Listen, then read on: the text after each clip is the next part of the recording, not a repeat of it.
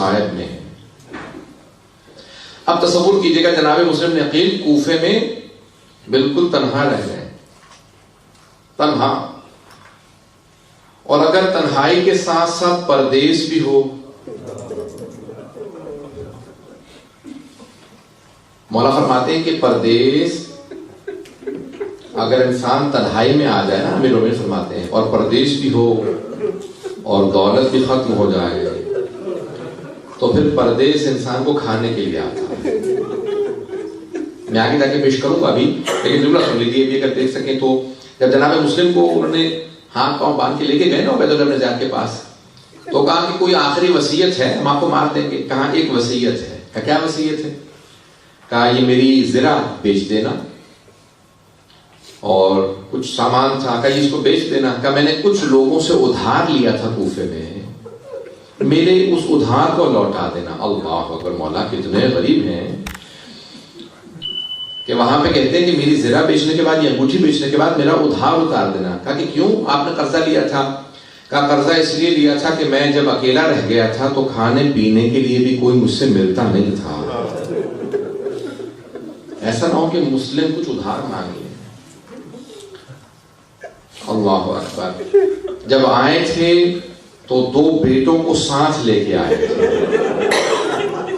آپ اولاد والے ہیں, میں ایک سوال کروں آپ سے, اگر کسی کے بچے چھوٹے ہوں اور آنکھوں سے دور ہو جائیں تو کیا کیفیت ہوتی ہے انسان کی؟ میں ایک سوال کروں گا آپ سے, میں بھی مسائل بہت پڑھنے والا ہوں, مجھے معاف کیجیے گا, میں سب مسائل پڑھنے کا آتی ہوں. آج میں پوری کوشش کر رہا تھا فضائل پڑھوں, لیکن میرا پورا ذہن مسائل کی طرف ہے. 3 ایسی ہستیاں ہیں جنہوں نے جناب سید الشہداء پہ اپنی پوری نسل قربان کر دی. 3 ہستیاں. پہلی ہے جناب زینب کبریٰ, بی بی نے اپنے دونوں بیٹے امام حسین پہ قربان کر دیا. دوسرے جناب مسلم, 4 بیٹے تھے, 2 کربلا میں شہید ہوئے ہیں, 2 کوفہ میں شہید ہوئے ہیں. آپ سوچ رہے ہوں گے تیسری ہستی کون ہے؟ پیش کروں تیسری ہستی کون ہے؟ تیسری جناب رباب. مولا کا ایک بیٹا ہے, ایک بیٹی ہے, اپنے بیٹے کو امام حسین پہ قربان کر دیا. کہا مولا جب موقع ملے گا آپ کی بیٹی بھی آپ کی راہ میں قربان کر دو. اجرکم اللہ, اجرکم اللہ. بس بھئی یہ آخری مجالس ہیں, اس کے بعد پھر محرم ہے, ابھی تو عیدیں آنے والی ہیں.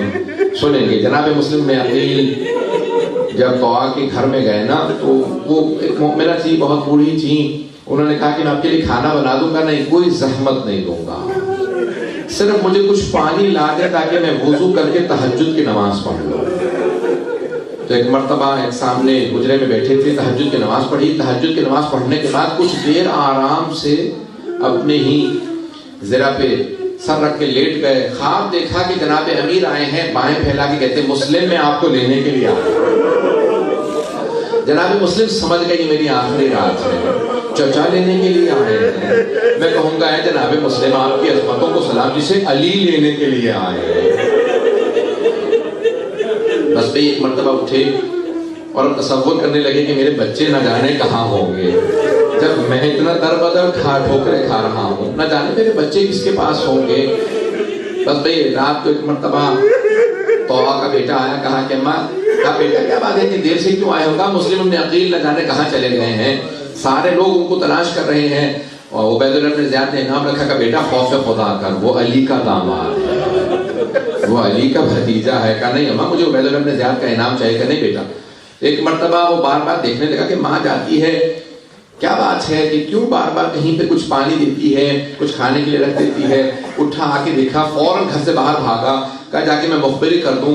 ایک مرتبہ عبید اللہ بن زیاد نے 300 افراد کی ایک بٹالین کو بھیجا, فوج کو بھیجا, کہا جاؤ جا کے مسلم کو گرفتار کر لو. جناب مسلم نے آواز سنی, صبح کا وقت تھا, فوراً گھر سے باہر آ گئے. اس مومنہ نے کہا کہ باہر مت جائیے, بہت زیادہ لوگ ہیں. کہا تم نے مجھ پہ احسان کیا تھا, گھر میں پناہ دی, میں نہیں چاہتا جس نے مجھے پناہ دی اسی کے گھر میں میری وجہ سے حملہ ہو. مولا آپ کی عظمتوں کو سلام. ارے نہ جانے یہ کیسے لوگ ہیں, گھر بلا کے بھی حملہ کر دیتے ہیں. ارے خود ہی کوفے میں بلایا اور آج حملہ کر دیا، کہیں کربلا میں بلا کے حملہ تو نہیں کر دیں گے حسین پہ؟ اجرکم اللہ، اجرکم اللہ۔ بس ایک مرتبہ چلے جناب مسلم باہر گئے، مقابلہ کرنے لگے، کچھ لوگوں نے تیر مارے، سب کچھ ہوا، جناب مسلم نے سب کو قتل کر دیا۔ ایک مرتبہ اس نے کہا دوبارہ فوج بھیجو، جب تیسری مرتبہ فوج منگوائی نا تو عبید اللہ بن زیاد نے کہا ایک آدمی کو گرفتار کرنے کے لیے تیسری مرتبہ فوج منگوا رہے ہو، کیا بات ہے؟ کہا یہ کوئی کوفے کا بقال نہیں ہے، یہ علی کا بھتیجا ہے، یہ علی کا داماد ہے، علی کا شاگرد، ایسے آسان نہیں گرفتار کرنا۔ بس ایک مرتبہ انہوں نے کیا کیا، 400 افراد نے زمین میں گڑھا کھودا، کا دھوکہ دیں گے، اس پہ کچھ ایک مرتبہ گھاس وغیرہ لگا دی۔ جیسے ہی جناب مسلم قریب آئے تو ایک مرتبہ گڑھے میں گر گئے۔ جیسے گڑھے میں گرے نا، اب مجھے نہیں معلوم کیسے پیش کروں گا، تو انہوں نے کہا مسلم ہم آپ کو امان دیتے ہیں، وعدہ کرتے ہیں آپ امان میں ہیں۔ جناب مسلم نے کہا خدا کی قسم کھاؤ اور پھر کہو امان دیتے ہو۔ انہوں نے کہا ہاں اللہ کی قسم ہم امان دیتے ہیں۔ جناب مسلم نے تلوار اپنی دے دی، جیسے تلوار پھینکی نا وہ گلے میں رسیاں ڈالنے لگے، زنجیریں ڈالنے لگے، جیسے گرفتار کرنے کے لیے پورے جسم پہ انہوں نے رسیاں باندھی۔ جناب مسلم نے جملہ کہا ھذا اول الغدر، یہ پہلا دھوکہ ہے، تم نے خدا کی قسم کھا کے مجھے دھوکہ دے دیا، یہ پہلا دھوکہ ہے۔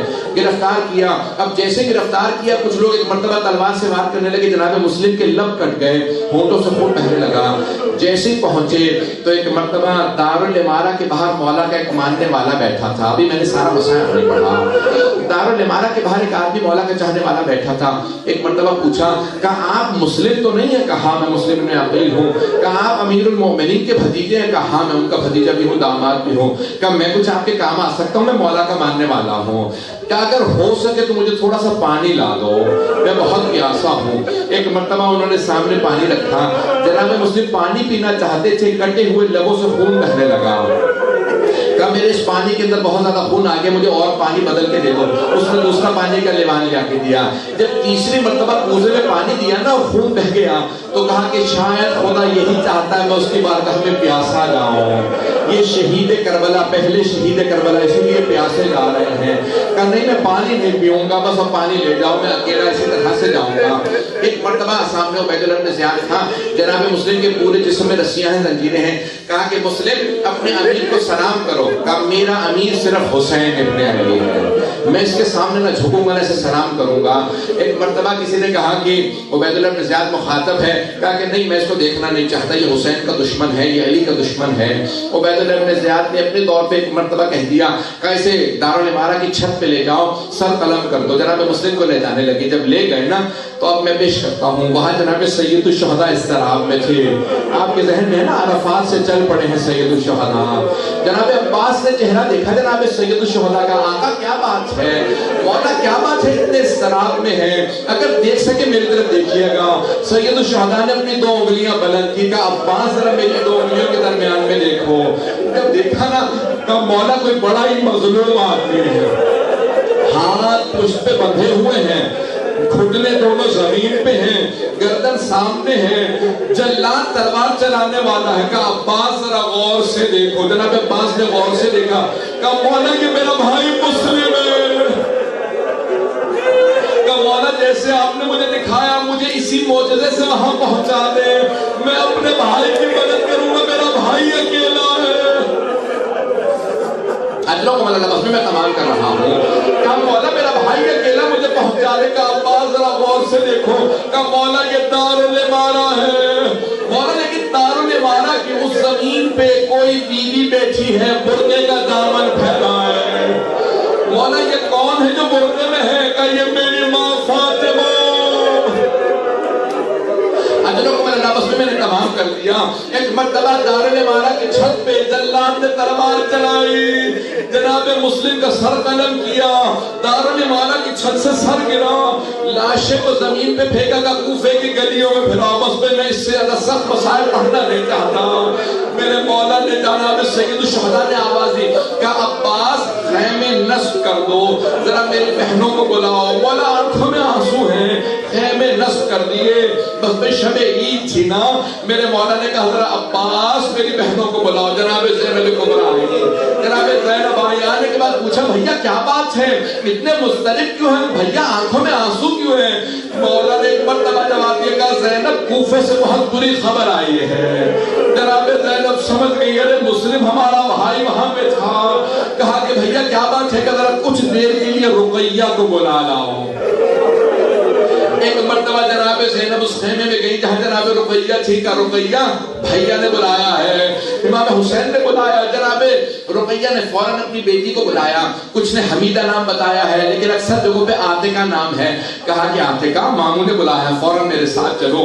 بیٹی کا ہاتھ تھاما جناب رقیہ نے اور فوراً سید الشہداء کی بارگاہ میں آ گئی. کہا بھیا آپ نے بلایا تھا. جناب سید الشہداء مسند سے کھڑے ہو گئے, آنکھوں میں آنسو ہیں, آگے بڑھے, بڑی شفقت سے اپنا ہاتھ جناب عاتقہ کے سر پہ رکھا. ہاشمی بچی کی سمجھ گئی. کہا مامو جان کیا بات ہے, میرے بابا خیریت سے ہیں؟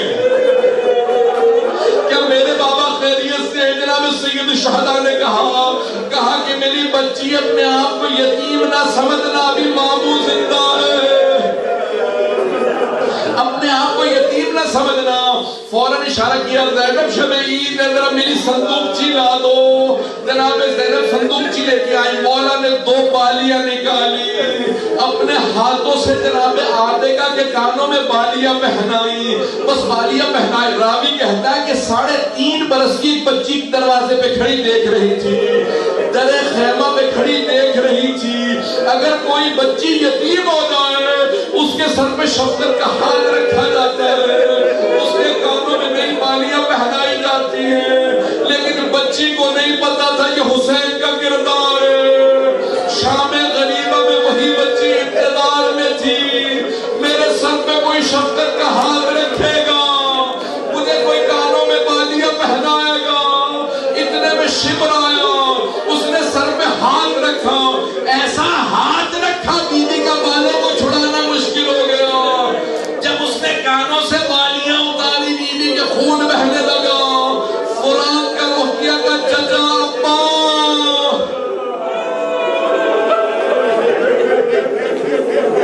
اللہ رحمت اللہ علی القوم الظالمین. وَسَيَعْلَمُ الَّذِينَ ظَلَمُوا وَيَنقَلِبُ.